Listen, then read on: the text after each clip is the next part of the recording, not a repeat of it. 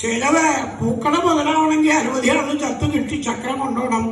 അപ്പൊ ആ മരണാനന്തര ചക്രം കെട്ടിണ്ടാക്കലാണ് പൂക്കളക്കാർക്കുള്ള ആകെ ഒരു ചെലവ്.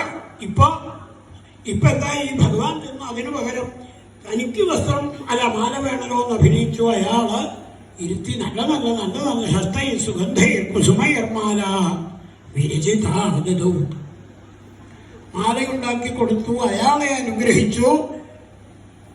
ഇപ്പൊ വസ്ത്രം ശരിയായി, തുന്നിത്ത കിട്ടി, മാല കിട്ടി. ഇനിയിപ്പോ എന്താ കുറച്ച് കളഭം കൂടി കിട്ടാൻ തോന്നില്ലേ? ആ കഥയിൽ ശ്രീശുഖം പറയണ അതാണ് ഉണ്ടായത്. ഒരു കൂനിപ്പെണ്ണ് നല്ല സുഗന്ധം വമിക്കുന്ന കളഭപാത്രമായിട്ട് വന്നപ്പോ ഭഗവാൻ സുന്ദരി ഇത്തിരി കളഭം തരുമോന്ന് ചോദിച്ചു. അത്രേ അവളമ്പരന്നു തന്നെ ആരും നേരെ സ്വന്തം പെറ്റതമ്മ പോലും കൂനിപ്പെണ്ണേ വാത്സല്യമായിട്ട് വിളിക്കുള്ളൂ. ഇപ്പൊ എന്താ ചെയ്യാ? അങ്ങനെ ഒരു കൂനി ഈശ്വരൻ തന്നതാണ്. അപ്പൊ ഭഗവാൻ സുന്ദരിന്ന് വിളിച്ചപ്പോ രോമാഞ്ചം വന്നു. ഭഗവാൻ ചെന്ന് ഇത്തിരി കളഭം തരുമോ?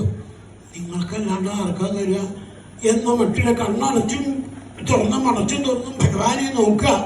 അവള് ആസ്വദിക്കുകയാണെന്നർത്ഥം. ഭഗവാൻ കാണിച്ച കയ്യിലേക്കല്ല, അവള് ഭഗവാന്റെ കേശാദിപാദം ഏട്ടനെ അനിയനെയും വേണ്ടിടത്തൊക്കെ കളഭങ്ങനെ അണിയിച്ചു കൊടുത്തു. ഭഗവാൻ പറഞ്ഞു, ആ കളഭപാത്രം മേടിച്ച് താഴെ വെച്ചിട്ട് ഈ കൂനി ജനിക്കുമ്പോഴേ ഉള്ളതാണോ നീ ചോദിക്കലും.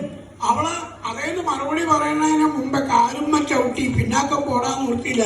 കൈ കഴുത്തിന്റെ പിന്നിലെ താടിയുമ്മലൊരു കയ്യും കാലുമ്മ ചവിട്ടിയെ താടി പിടിച്ച് പൊക്കിയതോടെ നമ്മളൊക്കെ ചില സ്വിച്ച് ഇട്ടാങ്ങൾ വലിയൊരു വെളിച്ചം. അതുപോലെ അവളുടെ ശരീരകാന്തി അത്ഭുതമായ അനവധി ആള് നോക്കി നിൽക്കുന്നുണ്ട് ഈ മാജിക്ക്.